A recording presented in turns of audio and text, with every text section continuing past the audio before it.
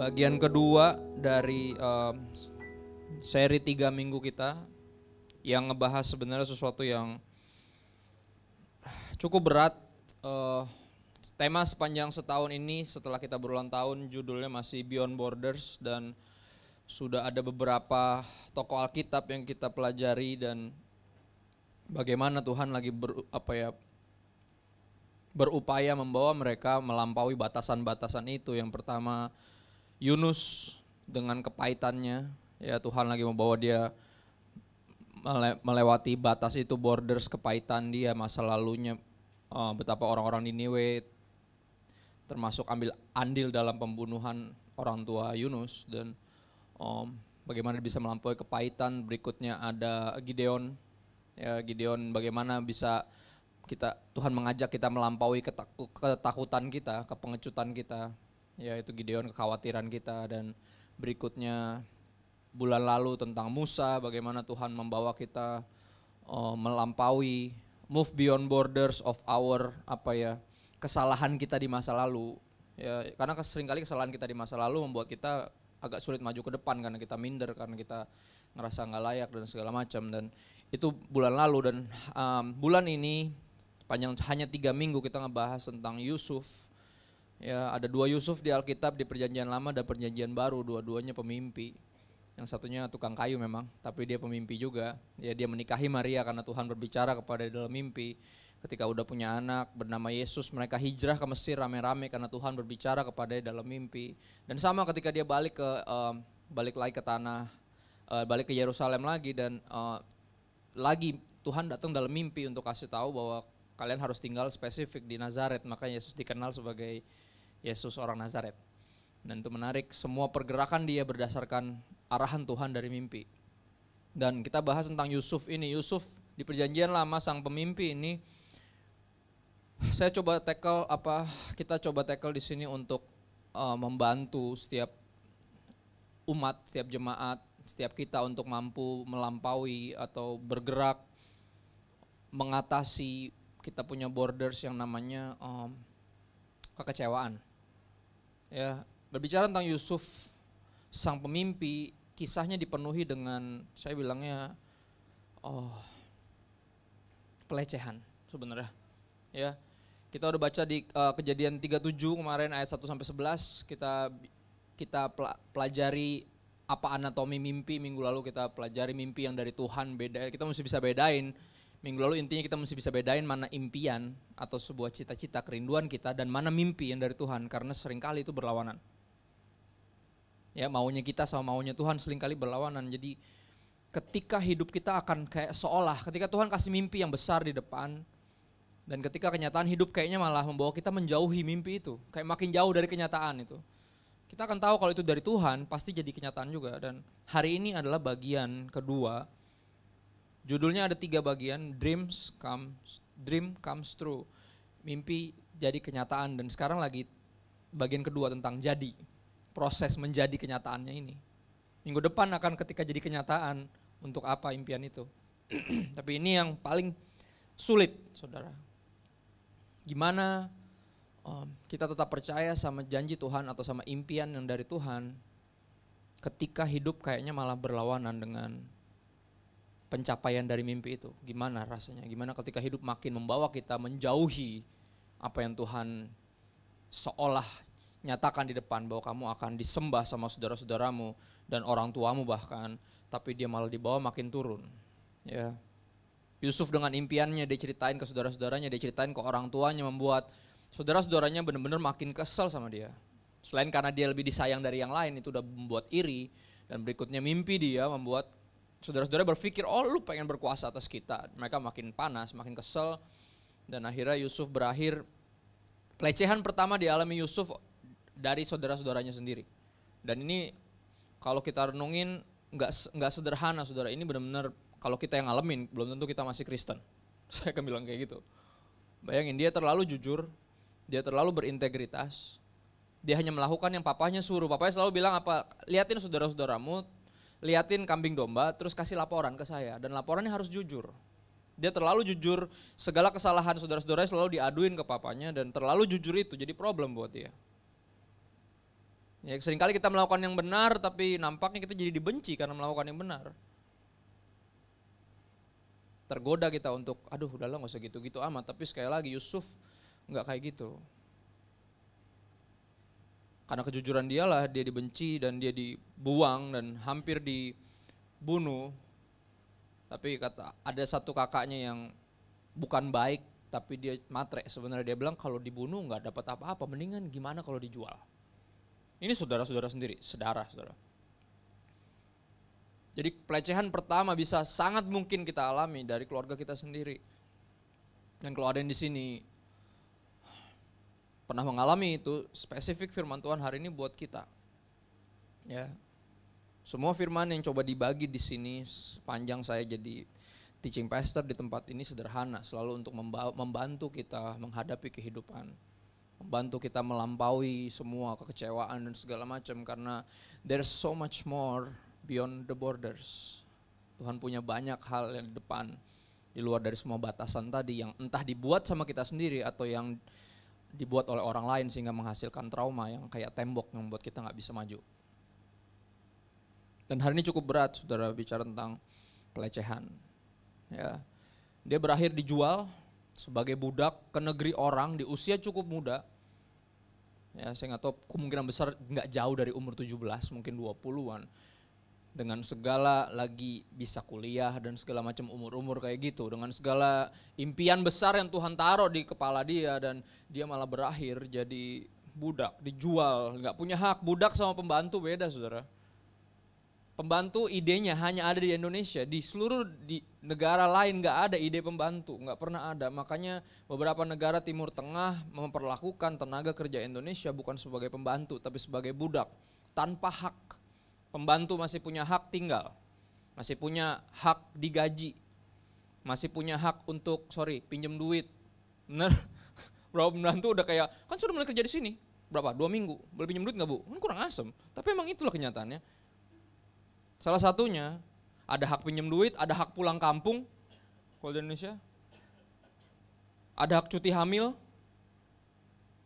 Tapi sekali lagi pembantu sama budak di era itu beda, makanya beberapa sekali lagi TKI ke daerah sana, ke negara-negara tertentu yang gak punya ide apa itu pembantu. Cuman ada ide dari dulu turun temurun apa itu budak dan diperlakukan kayak gitu, gak digaji. Dilecehkan secara seksual, dipukulin, dihamilin, itu yang terjadi. Itu budak, tanpa hak. Dan Yusuf dengan segala impian besar itu, di bawah Tuhan seolah menjauhi impian itu. Udah jadi budak. Ya, Kejadian 37 ayat 12 dan seterusnya. Yusuf dibuang, terus mulai Pasar 39 dia di rumah Potifar dan ini yang terjadi ya, dia sebagai budak. Tetap saya suka banget apa yang dia lakukan, tetap lakukan. Ya. Dan ini yang harus kita pelajari saudara, gimana tetap berintegritas, gimana tetap melakukan yang terbaik ketika hidup seolah menawarkan kita atau membawa kita ke hal yang semakin buruk. Gimana caranya tetap melakukan yang benar. Dan apa alasan dia? Kita harus belajar karena dia sangat, bahasa Arabnya dizolimi, dia sangat dilecehkan, tapi kenapa dia tetap melakukan itu, yang terbaik, dan yang terbaik selalu membawa dia. Integritas dia ngebawa dia selalu jadi orang nomor 2. Di rumah dia bukan yang paling tua dan dia bukan yang paling kecil. Tapi setelah ayahnya dia orang nomor 2, kayak semacam supervisor. Ya, kenapa? Karena integritas dia. Dia bilang dari usia muda udah pekerja keras dan selalu jujur. Sedangkan saudara-saudaranya dibilang selalu melakukan kejahatan dan mereka kompak dalam hal kejahatan. Ya, akhirnya dia dilecehkan, dijual, berakhir jadi pembantu di rumah orang, jadi budak lebih jelasnya, lebih di bawah posisi, di bawah pembantu. Dan dia tetap melakukan yang terbaik, dia jadi pembantu yang terbaik. Dia jadi budak yang terbaik. Walaupun segala haknya diambil, dia ikutin apa rencana Tuhan karena dia tahu Tuhan punya rencana. Ya. Dan sama integritas membawa dia jadi orang nomor 2 di situ, di rumah orang. Pertama di rumahnya sendiri, di negerinya sendiri, dan berikutnya di rumah orang, di negeri orang. Dia jadi orang nomor 2 lagi. Boleh beberapa slide di depan saya akan bawa kita untuk melihat. Ayat ini akan sangat penting dalam perjalanan kita mengikut Tuhan. Karena sekali lagi gak akan semuanya mulus. Seperti yang mungkin beberapa pendeta dengan muluk-muluk menceritakan bahwa kalau ikut Yesus semua akan baik-baik saja. Oh, saya mendengar kisah-kisah yang sebaliknya. Betapa justru gara-gara ikut Yesus ditendang dari keluarganya, mau dibunuh sama om-omnya. Oh, dilecehkan oleh keluarga sendiri dan itu kenyataannya. Karena kita sungguh-sungguh ikut Tuhan, dianggap fanatik, dianggap kafir, macam-macam predikatnya. Bahkan udah nggak dianggap anak lagi sama orang tuanya, ada yang kayak gitu, ada.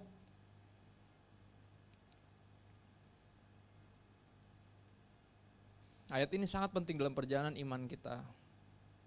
Khususnya ketika kita mengalami berbagai pelecehan demi pelecehan, berbagai perilaku-perilaku atau perlakuan-perlakuan tidak adil. Kita tahu sekarang bahwa Allah turut bekerja dalam segala sesuatu. Saya agak kurang suka dengan terjemahan ini karena bahasa Inggrisnya everything works together for good for those.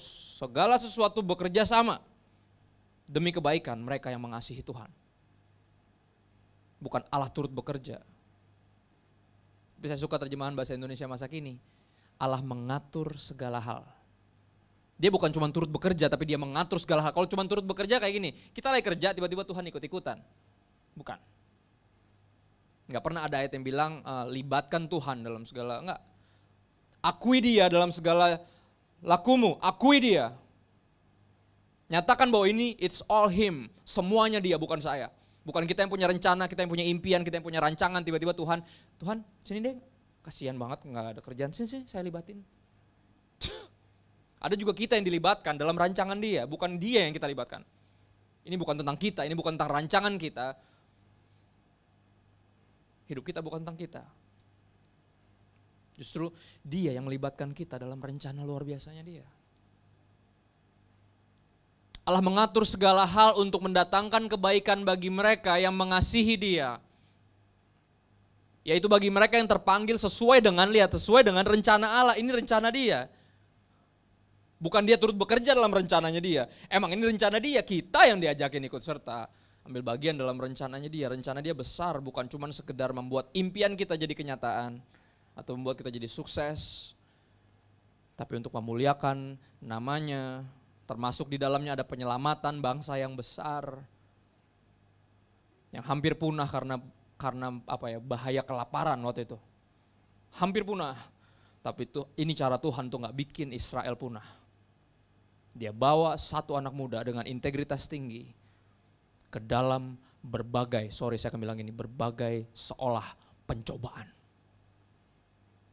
Berbagai pelecehan demi pelecehan dialamin sama dia. Tapi itu cara Tuhan untuk bawa dia ke tempat di mana dia semestinya. Dan ayat ini harus sering kita ingat. Ketika hidup kayaknya mengkhianati kita. Kita udah melakukan yang benar, tapi kok malah kesini. Berikutnya, kita akan lihat beberapa ayat saja dalam sepanjang perjalanan Yusuf yang saya asumsikan saudara udah kurang lebih tahu ceritanya. Dari kecil kita udah pernah dengar. Ya, ini berikutnya di Kejadian 38 dia di rumah Potifar. Ini yang terjadi, dia udah jadi integritas dia membawa dia jadi orang nomor 2 di rumah itu. Bosnya namanya Potifar. Istri bosnya namanya nggak tahu, mungkin tante Potifar, saya nggak ngerti. Cuman untuk memfitnah bahwa dia tante-tante itu agak nggak tepat. Karena seperti halnya para pejabat teras negeri ini, pejabat-pejabat abal-abal saya bilangnya, yang korup, biasanya punya istri muda. Apalagi Potifar. Potifar orang penting, pejabat teras di Mesir, era itu Mesir negara menyembah pada era itu nyembah dewa-dewi. Ribuan jumlahnya, nggak ngerti Tuhan yang benar, nggak ngerti arti kekudusan, mereka nggak peduli, yang penting kaya, yang penting sukses. Yang penting ya pasti punya istri muda dan ini dia si tante Poti ini. Kenapa dia naksir sama Yusuf? Kemungkinan besar seumuran. Dan dia ngelihat orang ini seperti suaminya tapi versi muda. Berintegritas, cakap melakukan segala sesuatu. Dibilang apa? Kerjaan Potifar sampai level gini, dia cuma tinggal milih menu. Gara-gara semua kerjaannya udah beres sama Yusuf. Lihat Yusuf ketika jadi budak, dia jadi budak yang benar-benar berintegritas, budak yang excellent, bukan sekedar budak. Dia gak menyesali diri, gak marah sama Tuhan, gak bilang, God where are you? Tapi dia tahu Tuhan punya rencana, maka dia melakukan yang terbaik. Kalau sekarang saya jadi pembantu, padahal mestinya saya bisa jadi dokter atau insinyur, ya udah saya jadi pembantu yang terbaik. Itu dia. Integritas. Dan saya rindu banyak anak Tuhan yang punya ini. Karena tahu Tuhan gak pernah iseng, Tuhan gak pernah coba-coba, Tuhan punya rencana. Istri Potifar naksir sama Yusuf dan dia ngajakin sesuatu yang sebenarnya mengasihkan untuk Yusuf. Yusuf muda dan dibilang kalau masih muda tuh masih nafsuan dan masih gampang dicobai atau digoda, tapi Yusuf gak kemakan, saudara. Menarik. Yusuf dibilang bukan cuman elok parasnya atau ganteng banget, ganber, ya, ganteng bener. Tapi dia bilang manis sikapnya, dan saya paling suka manis sikapnya. Karena walaupun kita benar, bukan hak kita untuk bertingkah kasar. Bukan, walaupun kita benar. Kita gak punya hak untuk bertingkah kasar, bersikap kasar. Atau lagi berasa paling benar, karena orang yang benar biasanya suka terlalu kasar. Somehow, karena dia ngerasa lu salah, gue benar. Kayak gitu, tapi enggak. Ketika si tante ini atau ya nggak cocok sih dibilang tante-tante karena kemungkinan seumuran sama Yusuf. Dia ngajakin Yusuf bawa bociang, saudara. Jadi ini kesempatan bagi dia untuk korupsi, kesempatan untuk nggak ngapa-ngapain tapi digaji terus dipuji-puji sama istri bos. Dia punya kesempatan itu, ya kan? Kejahatan terjadi bukan hanya karena niat pelakunya, tapi karena ada kesempatan. Waspadalah, kan gitu. Kata Bang Napi, saudara, tapi kata-kata Bang Napi gak berlaku buat orang Kristen. Karena orang Kristen walaupun ada kesempatan untuk berbuat dosa, tidak akan melakukannya seperti yang Yusuf lakukan. Yusuf gak pakai kesempatan itu. Menarik apa yang dia bilang, dia minta maaf sama si Cici ini. Karena kalau dibilang tante dia tersinggung, karena kayaknya tua banget gitu. Ya kan? Maaf nyonya, jangan panggil nyonya, panggil Cici. Lihat, saking manis sikapnya, dia minta maaf. Kalau saya, oke, saya akan bilang ini, lu pikir gue cowok macam apa, kan gitu. Pasti dong, iya dong, pasti ngomong gitu. Tapi dia manis sikapnya, itu yang menarik. Dia minta maaf, padahal dia lagi dilecehkan loh. Ini lagi dilecehkan jelas-jelas. Di kantor ini yang paling sering terjadi, pelecehan-pelecehan macam kayak gini. Saya paling terganggu dulu, dimanapun saya berada, kalau ada kehadiran seorang wanita dan laki-laki di sekelilingnya lagi bercanda-bercanda seputar selangkangan dan nanya-nanya yang kurang ajar. Pengen saya tampar-tamparin tapi itu teman-teman saya sendiri dan saya cuma bisa kadang pergi. Atau saya bilang sama perempuan ini, lu jangan di sini deh. Lagi gak beres nih semua, sono. Lagi kurang makan, belum makan nih. Belum minum obat, biarin. Biasanya saya suruh pergi. Karena itu pelecehan bisa dimulai dari verbal, dari rayuan kayak gini. Ini pelecehan sebenarnya. Tapi menarik, dia minta maaf. Maaf nyonya, jangan panggil nyonya, panggil Cici. Oke Cici. Gini ya Ci, bukan gak cantik Ci, bukan. Jangan tersinggung Ci. Bukan gak seksi Ci, bukan. Aduh jangan tersinggung Ci, jangan. Ya. Tuan Potifar telah mempercayakan segala miliknya kepada saya. Ia tidak perlu memikirkan apa-apa lagi di rumah ini. Di sini kuasa saya sama besar dengan kuasanya. Lihat di sini. Ingat pelecehan biasanya dilakukan oleh orang-orang yang nampaknya memiliki otoritas atau kuasa di atas kita. Tapi di sini Yusuf ngingetin istri bosnya bahwa dia juga punya otoritas. Mau tahu? Di rumah ini saya setara sama suamimu. Dan walaupun kamu lagi berusaha melecehkan saya dengan otoritas yang kamu punya, tapi saya kasih tahu apa yang saya punya. Di sini kuasa saya sama besar dengan kuasanya, tidak ada satupun yang tidak dipercayakannya kepada saya kecuali nyonya. You are his wife. Anda istrinya.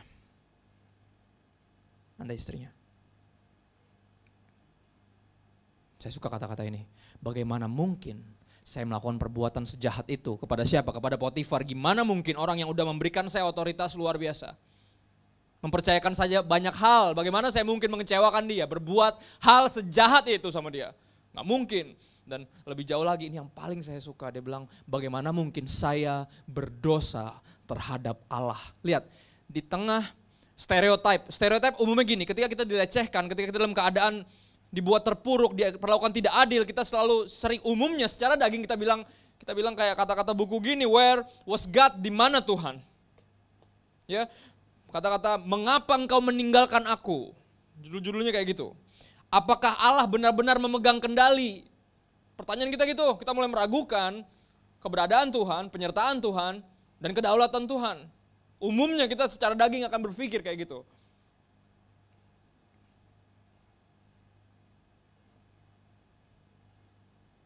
Tapi menarik, apa yang kita pelajari dari seorang yang kalau bisa dibilang paling dizolimi di Alkitab.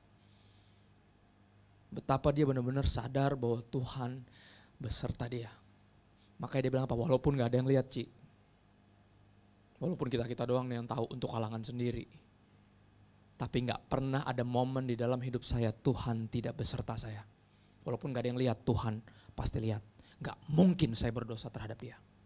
Keren. Kalau semua pengusaha Kristen kayak gini mentalnya. Kalau semua bisnismen, semua politikus Kristen gak bertingkah kayak tikus. Tapi memakai politik dengan cara yang benar. Kalau semua karyawan-karyawati Kristen kayak gini, bosnya gak usah terlalu galak, gak usah pasang CCTV di setiap sudut kehidupan ini. Gak perlu, karena tahu nih anak-anaknya bisa dipercaya. Apalagi satu gereja ya kan. Ayolah. Dicari orang-orang kayak gini. Negara kita mengakui jujur itu hebat. Padahal jujur itu normal. Gak jujur itu yang kurang asem.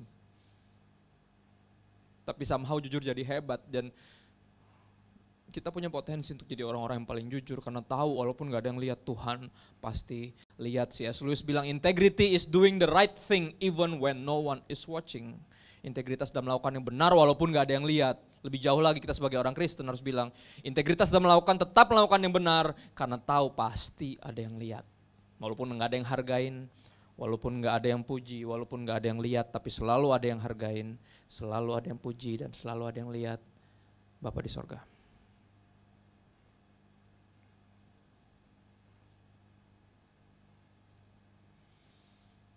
Saya suka banget dia tahu persis, dari kata-kata dia tahu persis bahwa Tuhan beserta dia gak pernah meragukan itu.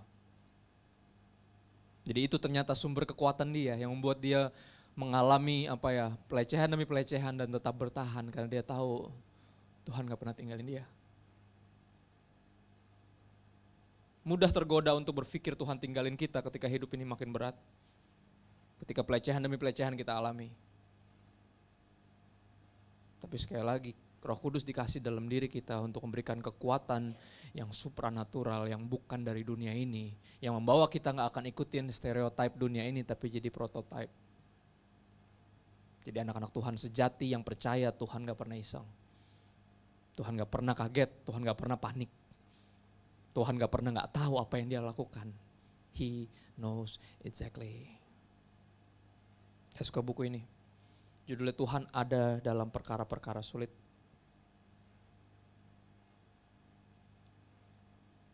Ia tahu saat keadaan Anda baik dan Anda merasa tenang. Ia tahu saat Anda dalam kekurangan dan khawatir akan masa depan. Ia tahu saat tempat berpijak Anda seakan runtuh dan Anda merasa semua harapan hilang. Ia mengasihi Anda dalam situasi apapun. Ketika Anda mengalami kesulitan keuangan, ketika dokter Anda menyampaikan kabar buruk, ketika hubungan menjadi tegang, ketika orang yang dikasihi meninggal, ketika hari-hari Anda sulit dan melelahkan, Tuhan ada dalam setiap detail dari kehidupan Anda. Kecil atau besar, baik atau buruk. Dia akan selalu memberi semangat, menantang dan menghibur Anda. Dia akan mengendong Anda melewati semua keadaan sulit dalam hidup Anda. Dari kesulitan kecil sampai kekacauan besar. Dalam situasi apapun ia akan menunjukkan kasih-Nya kepada Anda. Beautiful book. Small books but beautiful. Dan ini saya yakin ini yang Yusuf miliki di kepala dia. Tuhan ada dalam perkara-perkara sulit. Hal yang sama yang membuat Paulus berkata, dalam kelemahanku kuasai nyata. Tuhan ngomong sama dia, lu mau tahu dalam kelemahan lu akan makin percaya bahwa gue menaungi lu sehingga lu kuat. Makanya Paulus bilang, makanya aku lebih sering membanggakan kelemahanku dibanding kelebihanku. Karena ketika aku lemah, aku kuat.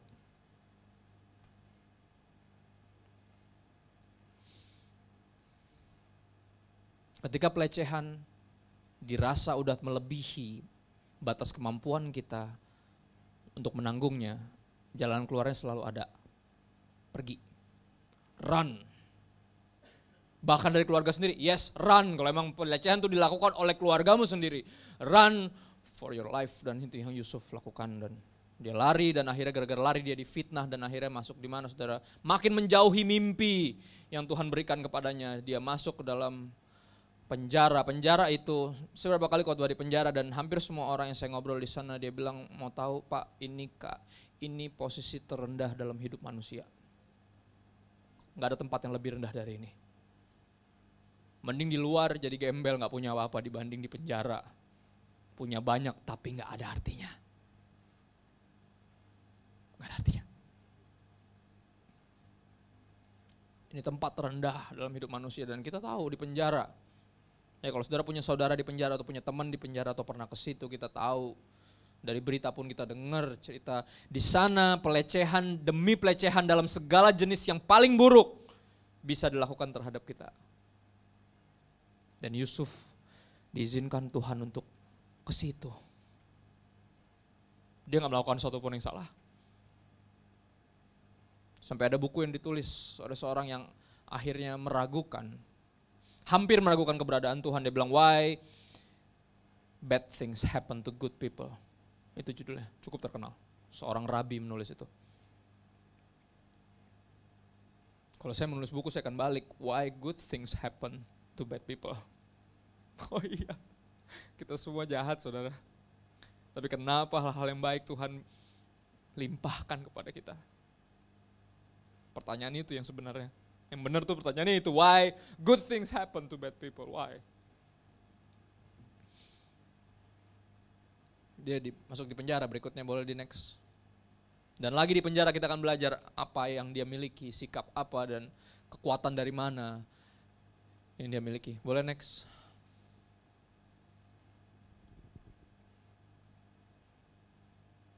Kejadian 39 ayat 22 sampai 23. Sebab itu kepala penjara mempercayakan semua tahanan. Ingat dia jadi napi berikutnya saudara. Titik terendah dalam hidup manusia, jadi seorang tahanan. Gini, ketika masih di luar sana kita masih bisa lari dari semua pelecehan itu. Tapi di penjara kita gak bisa kemana-mana. Sampai titik ini Yusuf benar-benar gak bisa kemana-mana. Dia gak bisa lari lagi. Dia gak bisa bilang apa otoritasnya. Tapi dia terus melakukan yang terbaik sampai level di mana dia jadi orang nomor 2, integritas membawa dia jadi orang nomor 2 di penjara itu. Menarik. Sebab itu kepala penjara mempercayakan semua tahanan dalam penjara itu kepada Yusuf. Dan segala pekerjaan yang harus dilakukan di situ oleh sang kepala penjara, Yusuflah yang mengurusnya. Dan kepala penjara tidak mencampuri segala yang dipercayakannya kepada Yusuf. Apa alasannya? Karena Tuhan menyertai dia. Kepala penjara yang bukan penyembah Tuhan yang benar, dia sampai bisa lihat nih orang disertai Tuhan. Mungkin dari hari pertama, ketika ada yang berantem antara sesama napi, dia berusaha melerai. Kan dia bilang, Pak, Mas kayak kurang susah hidupnya Mas, pukul-pukulan di penjara. Mendingan sayang-sayangan aja kita di sini. Kayak kurang neraka ada di sini bareng-bareng. Malah berantem sendiri, bunuh-bunuhan. Dan kepala penjara lihat itu. Kalau saudara baca secara detail, bahkan Potifar pun seorang kafir ngelihat itu dalam diri Yusuf. Dia ngeliat semua yang Yusuf lakukan dibuat berhasil oleh Tuhannya. Dan Yusuf selalu bilang, ini Tuhan bukan saya. Akuilah dia dalam segala jalanmu. Yusuf selalu ngomong gitu. Ketika dia bisa ngartiin mimpi, ketika dia bilang ini Tuhan bukan saya. Sebenarnya bukan saya, ini dia. Segala pekerjaan yang saya cakap melakukannya ini bukan saya, ini dia. Potifar sampai bisa lihat itu, maka dipercayain. Karena semua yang dipegang Yusuf kasarnya kayak Midas, turns to gold. Semua yang dia pegang berhasil. Kepala penjara pun juga ngelihat potensi ini, ngelihat integritas seorang yang nampaknya tidak bersalah tapi ada di ruangan ini. Dia jadi orang nomor 2 di penjara. Dibilang karena Tuhan menyertai dia dan apa yang dikerjakannya dibuat Tuhan berhasil. Ini ayat favorit dari banyak orang. Kita rindu apapun yang kita kerjakan dibuat Tuhan berhasil. Pertanyaannya sederhana, apakah kita melakukannya buat Tuhan? Kalau emang buat Tuhan, pasti Tuhan buat berhasil. Kalau buat kita belum tentu. Nggak selalu semua yang kita mau kita dapat. Tapi kalau emang ini kehendak dia, kalau emang kita melakukannya buat dia dengan segenap hati. Ya, ayat yang juga menonjol dari kisah Yusuf di perjanjian baru adalah apapun yang kita lakukan dengan segenap hati seperti buat Tuhan, bukan buat manusia. Kolose 3 ayat 23. Kenapa dia berintegritas? Karena dia tahu Tuhan ada di situ.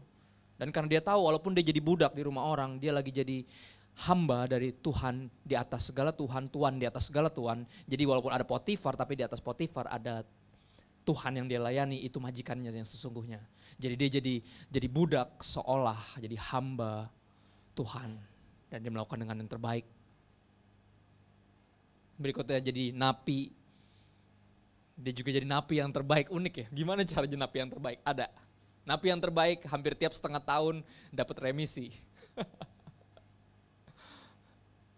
Dapat remisi. Bisa keluar sebelum waktunya karena apa? Terus berperilaku baik, bahkan excellent, bahkan bantuin segala sini sana sini, pelayanan dan berapa orang aku di situ dia nggak bersalah, dia ditipu oleh teman bisnis. Oh ya, oke, kalau emang ditipu, tunjukkan bahwa engkau tidak bersalah. Tapi nggak ada yang percaya, nggak, tunjukkan dengan sikapmu sehari-hari. Tunjukkan bahwa engkau mestinya nggak ada di situ. Tunjukkan perbedaan. Beberapa kita mengaku sorga rumah kita, tapi kita nggak menunjukkan dalam kehidupan perilaku sehari-hari bahwa di sini bukan rumah kita di situ. Ada tantangan untuk punya integritas seperti Yusuf. Untuk tetap menyembah Tuhan yang benar di tengah bangsa yang menyembah ribuan dewa dan dewi. Dengan semua nilai-nilai yang bobrok, yang jauh dari nilai-nilai Alkitabiah. Ada tantangan hidup di tengah bangsa ini, di tengah generasi ini, di tengah dunia ini yang semakin turun ke neraka. Dengan semua nilai yang semakin bobrok, yang membuat jujur jadi hebat. Padahal jujur itu biasa. Tapi karena nilainya udah terlalu turun. Ada tantangan untuk menjadi Yusuf-Yusuf modern. Walaupun hidup kayaknya mengkhianati kita, tapi kita tetap tidak pernah mengkhianati Tuhan. Ayatnya bilang karena Tuhan menyertai dia dan apa yang dikerjakannya dibuat Tuhan berhasil segala sesuatu. Walaupun pelecehan demi pelecehan dialami oleh Yusuf, perlakuan tidak adil demi perlakuan tidak adil. Tapi yang membuat dia tetap berintegritas karena dia tahu Tuhan beserta dia. Dan apapun yang dia lakukan Tuhan pasti buat berhasil. Kisahnya berlanjut. 2 orang, juru minum dan juru roti, masuk penjara dengan tuduhan berusaha meracuni raja. Dua-duanya dapat mimpi. Dan gini, Yusuf bisa nggak mau ngurusin urusan orang, bisa. Dia bilang kayak kurang susah hidup gue, bodo amat. Lu mau mati kayak dua-duanya di sini, bisa. Tapi bukan itu. Bukan itu yang dia lakukan. Dia bilang apa? Gimana Pak mimpinya apa Pak? Coba siapa tahu saya bisa bantu. Lihat gak? Integritas. Membuat orang anggap sesama manusia sebagai sesama manusia. Walaupun dia diperlakukan tidak adil, tapi bukan artinya dia punya hak untuk memperlakukan orang lain setidak adil perlakuan yang dia terima.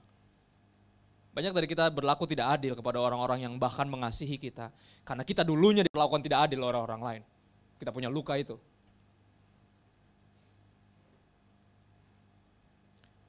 Hurt people, hurting people. Benar. Orang yang pernah terluka punya kecenderungan untuk melukai orang lain.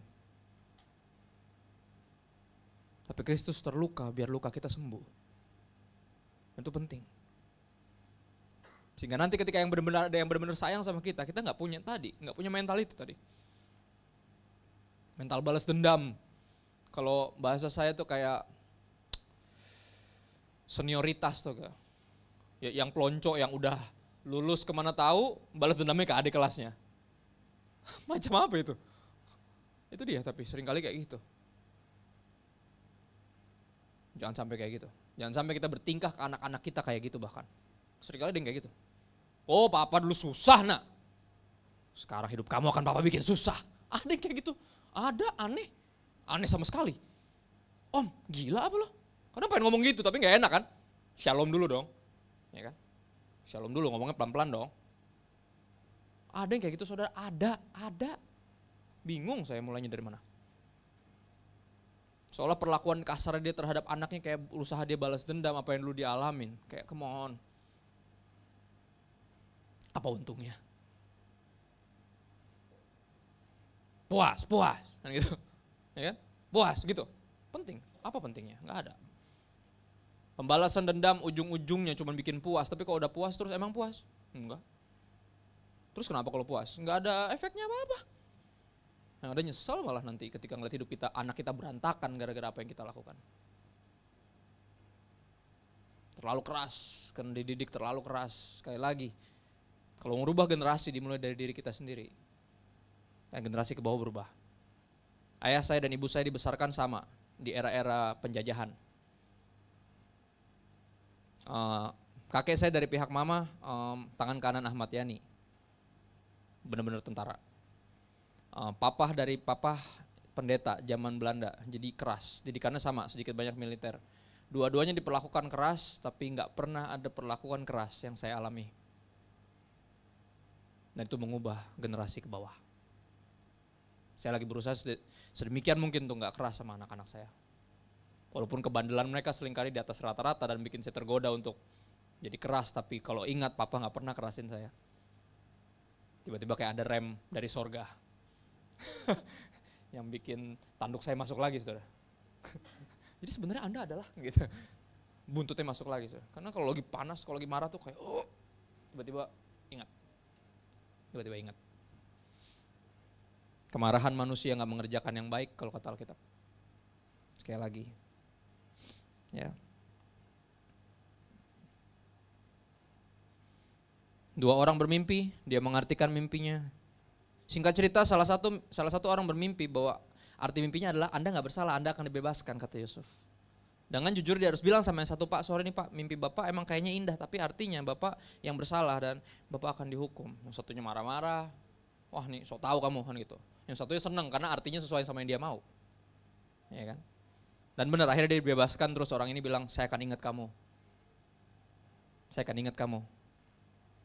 2 tahun kemudian. Apa artinya? Dilupakan. Jadi saudara mesti biasa dilupain sama orang, saudara. Kebaikan kita. Kalau kejahatan jarang dilupain, saudara. Kebaikan biasa dilupain. Tapi biasain. Ini salah satu jenis pelecehan ketika kebaikan kita dilupakan, jasa kita dilupakan. Tapi come on, walaupun orang gak menghargai, walaupun orang melupakan Tuhan, gak pernah lupa, semua dicatat di buku kehidupan. Tenang aja. Ada upahnya nanti, tenang aja. 2 tahun kemudian Firaun punya mimpi yang aneh. Dikumpulin semua ahli mimpi dan gak ada yang bisa ngartiin. Tiba-tiba si juru bodoh amat apapun itu yang dibebaskan. Dia bilang, astagfirullahaladzim, Jim. Ada 2 orang dulu 2 tahun lalu Pak di penjara Pak. Saya dapat mimpi ketika saya dituduh mau racuni Bapak. Lu tuh, gue gak ngerti deh, lu tuh bego apa bego. Gini, ini Mesir, oke? Dia Firaun sangat menjunjung tinggi orang-orang dengan karunia-karunia rohani seperti itu. Berarti kemampuan-kemampuan mistis, goib, yang gitu-gitu dia suka, magis-magis itu. Dia bilang kok bisa ada orang yang bisa ngertiin mimpi dan lu biarin dia di penjara selama 2 tahun kemudian. Kalau dia udah mati gimana? Panggil sana, dipanggil. Datanglah sang napi. Orang nomor 2 di penjara. Tapi masih statusnya napi karena gak ada wakil kepala penjara. Wakil kepala sekolah ada, tapi wakil kepala penjara gak ada, saudara. Datang lengkap dengan semua atribut, rantai dan segala macam. Bertahun-tahun dia ada di situ dengan segala pelecehan yang mungkin bisa dia terima. Yang kemungkinan besar dia terima. Tapi dia tetap jadi napi yang excellent dan rajanya bilang, kamu bisa ngertiin mimpi. Dia ngomong dengan sangat menarik, saya suka banget dia ngomong gimana. Dia bilang gini, bisa Pak, tapi bukan saya yang bisa, ini Tuhan. Dia selalu gitu, dia mengakui Tuhan dalam setiap lakunya. Ya, dan gini, kisah ini berakhir bagus. Minggu depan akan saya bahas lebih lanjut. Ya, kisah ini berakhir happy ending, nampaknya. Ya, karena impian yang dari Tuhan, mimpi yang dari Tuhan pasti jadi kenyataan. Tapi gimana cara di tengah ini, di tengah proses lagi jadi kenyataan ini kita didapati setia, kita didapati tetap tidak bersungut, tidak menyangkali kehadiran Tuhan, bahkan marah sama sorga dengan tangan teracung ke langit. Dan gimana caranya kita bisa kayak Yusuf. Singkat cerita, dia ngertiin mimpi raja itu, terus kata raja itu, gitu ya artinya. Terus kita mesti gimana dong? Lihat, dia jadi raja bukan karena dia punya kapasitas itu nampaknya, karena dia emang kebetulan lahir sebagai anak rajanya. Itu yang terjadi. Ketika udah tahu mimpinya nih, bakal ada 7 tahun sukses dan 7 tahun lapar, dia nggak tahu mesti ngapain, dia tanya sama si Yusuf, dan seperti dimanapun umumnya, dari rapat youth di gereja sampai rapat paripurna, nampaknya bukan cuma di Indonesia doang, kalau kita punya ide, biasanya kita yang suruh jalanin. Ya, jadi kalau beberapa rapat dari dulu saya udah mulai belajar untuk diam aja. Karena saya, Kristo gimana kamu ada ide-ide cemerlang? Oh iya, udah kapok sih bertahun-tahun kasih ide cemerlang. Disuruh kerjain sendiri. Ternyata bukan di Indonesia doang, saya pikir di Indonesia doang. Enggak, ternyata di Mesir juga. Pas ditanya, menurut kamu gimana Yusuf? Gini aja Pak, pas lagi kelimpahan nih kita pakai, tapi sebagian besarnya, berapa persennya kita tabung Pak. Jadi zaman itu belum ada prinsip tabungan, Yusuf yang pertama ciptain itu. Tabungan, oh bagus banget ide kamu, yaudah kamu yang jalanin deh. Maksudnya gimana Pak? Tahanan saya masih sekitar 7,5 tahun lagi. Oh ya enggak lah, kamu yang ngurus. Tiba-tiba diangkat jadi wali negeri. Jadi bendahara yang megang kekayaan yang ngurus itu, tiba-tiba orang yang itu. Dan Tuhan bawa dia naik mendadak, kayaknya diizinkan ke bawah, tiba-tiba langsung ke atas. Dalam satu hari, dalam satu tafsiran mimpi. Menarik. Tapi ini dia yang kita mau kan, ujungnya. Tapi di tengahnya gimana kita belajar percaya, kalau Tuhan bawa kita sampai bukan cuma jatuh tapi terpuruk dan tidak bisa bangun lagi. Aku terjatuh dan terjatuh. Itu lagunya kan rata-rata gitu, lagu-lagu yang digemari, lagu-lagu galau. Simala galau. Lagu galau simala galau itu artinya galau segala galau. Dan kayaknya kalau galau tuh lebih kena gitu ke jemaat. Saya selalu khotbah yang galau. Karena Tuhan ada di masa-masa galau. Di situ kita sadar, gini, manusia baru sadar dia nggak punya kuasa ketika dia diizinkan nggak bisa menguasai apapun. Stephen Furtick tulis gitu. God teach us that we have no control when He mengizinkan kita di dalam keadaan tidak bisa mengontrol apapun.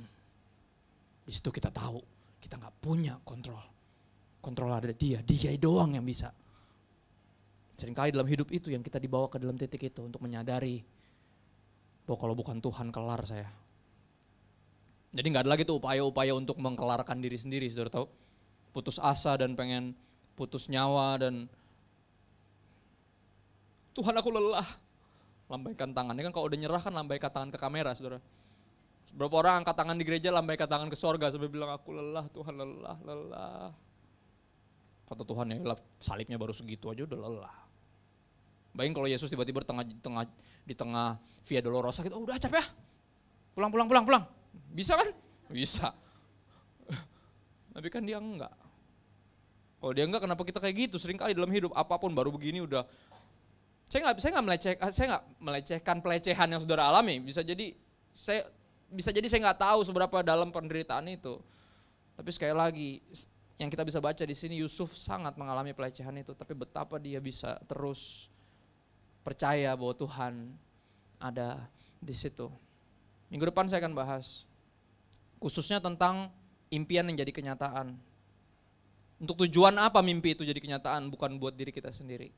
Ada tujuan yang besar, tapi itu minggu depan. Tapi hari ini tugas saya adalah untuk meyakinkan kita. Kenapa Tuhan seringkali izinkan kita bukan cuma terpuruk, tapi jatuh sampai titik paling rendah di bawah. Terlalu rendah sampai kita nggak tahu gimana cara naik ke atas lagi.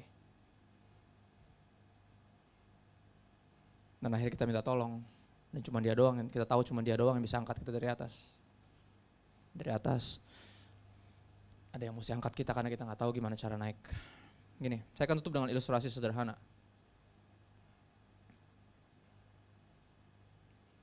Saudara mungkin pernah lihat beberapa rumah kalau lagi mau dibangun biasanya dihancurin dulu, habis itu tutup sama seng. Ya kan, ada tulisan di situ. Mau bikin apa, gitu kan. Beberapa rumah udah jadi, Berapa tahun, setahun kemudian ini udah jadi nih yang ini, yang ini jadi, yang itu udah jadi. Ini kok yang ini gak jelas-jelas nih. Gak ada kelihatan ujung-ujungnya bahkan. Ini proyek gagal mungkin. Pajaknya mungkin belum kelar atau duitnya gak nyampe. Jadi proyek ini proyek gagal. Jadi tanahnya milik siapalah pokoknya tiba-tiba.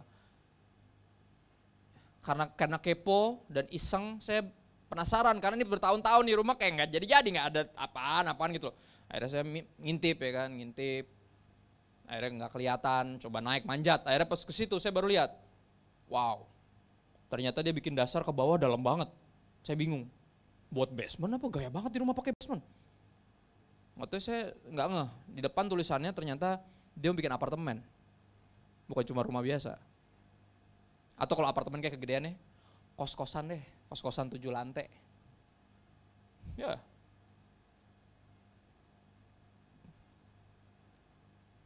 Pondasinya dalam banget sudah. Kayak bisa bikin 2 rumah, tapi ke bawah.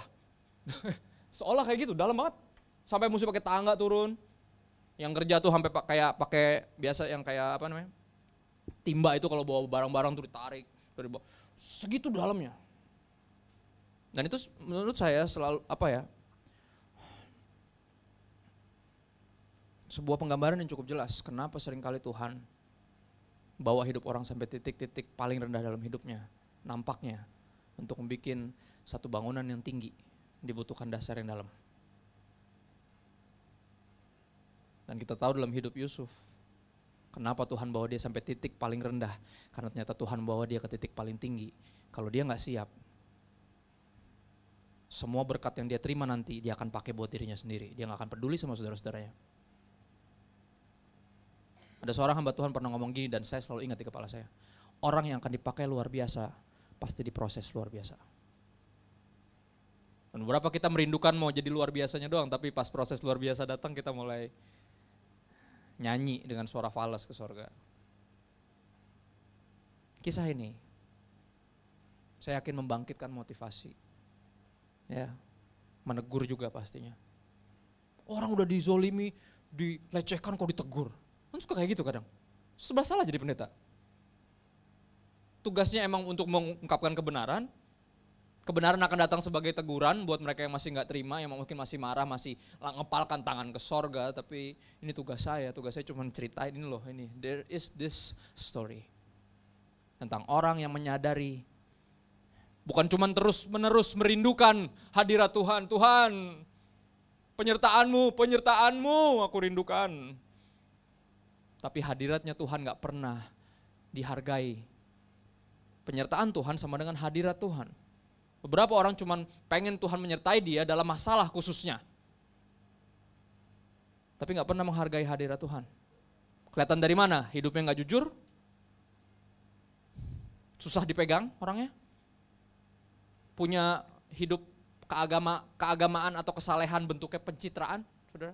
Sebenarnya saya adalah, gitu. Tapi kalau di gereja saya pakai dulu topeng shalom saya. Shalom, gitu. Terus badai menghajar baru deh kelihatan aslinya kan. Kalau kita menghargai hadirat Tuhan, seperti kita merindukan penyertaannya, kita akan seperti Yusuf. Enggak dipenuhi sungut-sungut. Bahkan mungkin dipenuhi nyanyian ini, mungkin ini nyanyian yang pertama kali saya dengar kayak aduh gini amat sih lagunya, tapi makin lama saya makin menyadari bahwa there's truth in this song. Oke, yuk musisi boleh maju ke depan, saya mau nyanyi satu lagu.